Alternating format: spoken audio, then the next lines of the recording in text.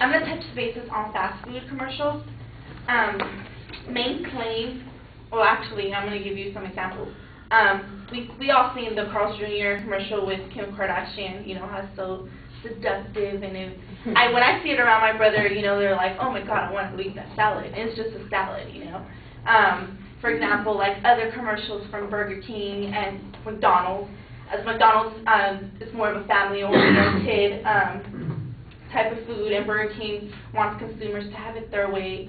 They all use type of different things to persuade the customers to come in and buy more. Main claim, my proposition is fast food commercials have a negative effect on society. First, fast food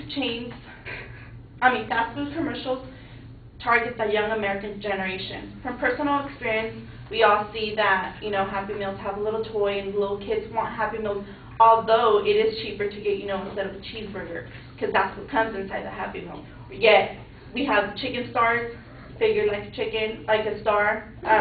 We have different things that, you know, the kids want. Second, Fast Food Nation, the book, states that the Burger King, Nickelodeon, McDonald's, and other Fox Kids network have formed partnerships that makes advertisement for fast food with children's entertainment. Of course, this brings in the people, and then I have another example. University of Washington website called Teen Futures Media Network states that the average child watches 10,000 food advertisements per year on television. Most are for junk food and fast food, and only 2% are fruits and vegetables. These types of commercials are what makes Americans consume more fast food. Fast food chains spend billions of dollars a year advertising. My second claim, young kids should know that eating healthy is a good thing, which comes to encourage unhealthy eating habits. We have relied on fast food and became a fast food culture. Busy lives, 4 out of 10 meals is eating away from home, are served at fast food places, says Dr. Barbara, an extension nutritionist. In 2008, a research study was done from the U.S. National Library of Medicine, National Institutions of Health, and found out that over 30% of adults are obese, and over 15% of children are considered obese. We see this, again, going back to personal observations, we see that most of our youth, and as well adulthood, we are obese, considered obese somehow. When we go to the doctors, we see the charts. You think you're not obese, but you are obese sometimes when they see, hey, you're at a specific age limit, and then you're supposed, in your height, that varies to how much you're supposed to weigh. Myself, I'm considered obese from what the doctors say. So then in addition, the sweetadditions.net is a website where MDs blog about today's issues in America. One blog says that in the U.S., 50 million people are dependent on fast food. This means a lot of people eat poor diet. My third claim is that fast food chains promote overspending. Just maybe a couple of weeks ago on Calcutta 9 News, one of McDonald's representatives said that 2011 they're going to raise up the prices. So this means that we're going to pay more for fast food, yet we pay about $10 per meal. We get like large and all that stuff. Also, a recent study done by American Express in 2010 found that rich spent 24% more on fast food during the second quarter of 2010 than we did during the same time in 2009. Even though we're in a recession, that didn't keep us away from spending as much money. And another website called myfit.com also includes blogs that states that Americans alone spent over $10 billion for different types of food. That is over a quarter of Americans. In conclusion, although fast food chains have persuasive commercials about their latest item on their menu, we should watch our eating habits and our spending. Yes. Remember that fast food commercials target young American generation, encourage unhealthy eating habits, and promote overspending. Thank you.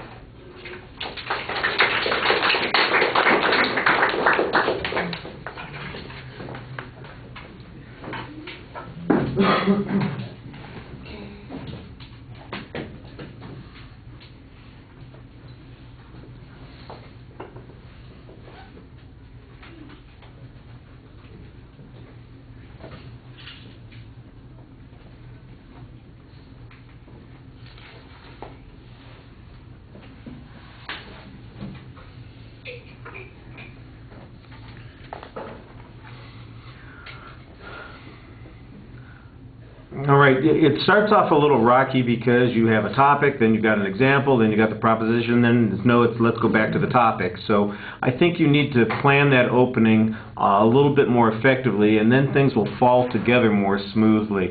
Once you identify what your proposition is, it is clearly labeled. I think it's a pretty broad statement. It probably would work better if it was a little more focused.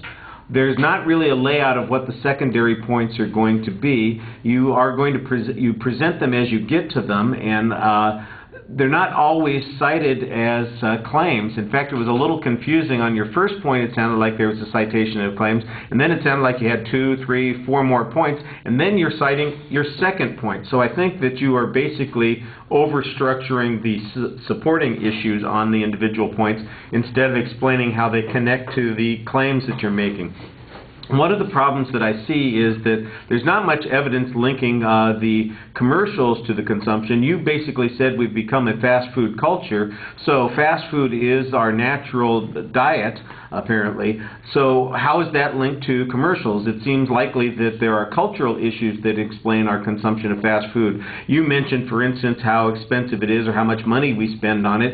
Is there any relationship between the amount of exposure to commercials and the amount of money that we spend on fast food? I didn't get any data on that. You mentioned the Happy Meals, for instance. I have to admit I don't watch a lot of kids' television, so I don't really know if they advertise the Happy Meals on the kids' television, but that would be an example that you could point to if you had it. You know, once upon a time, you know, when I had kids, I knew about the Happy Meals, but I don't remember ever seeing a commercial for the toys in the Happy Meals. I just knew that when you went to McDonald's, this is what they had this week. I guess the closest I saw to any advertising on it were the signs in the store, but I don't remember any television advertising or even billboards or things like that. So I'm not saying that it isn't there, but I'm saying that you haven't provided the proof on those particular points. You've got so much information that you're trying to get into the speech, but the information needs to be structured and built a lot more effectively because you're all over the place.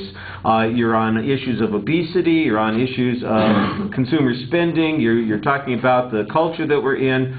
Stick to the claim that says it's the spending by the fast food companies that's influencing our decision to consume this food, and you'll have a clearer argument. You know, at the end, like I said, there was some confusing information about the amount of money that we spend. I'm not even sure what it meant. You mentioned $10 billion that we spend on food. I didn't know if that was fast food, all food, or even one particular company. $10 billion, that sounds like McDonald's by itself. I'm not even sure that that would cover all fast food. So there's some issues there. You say 50 million people are dependent on fast food. Is that because of the commercials? Again, that's the claim that you're making, so you need to strengthen the relationship between those points. There's just so much scattered information here, it needs to be coalesced a little bit more effectively. I think that you've got a good argument in here, but to paraphrase some of the things you're talking about, we need to trim away the fat on this and get to a lean, focused issue. And as a consequence, I think that it doesn't work quite as well as it could. I thought you did a nice job talking to the audience, though. You're usually looking at us and trying to engage and keep us interested. You're really involved with your gestures and all those kinds of things. That helps a little bit.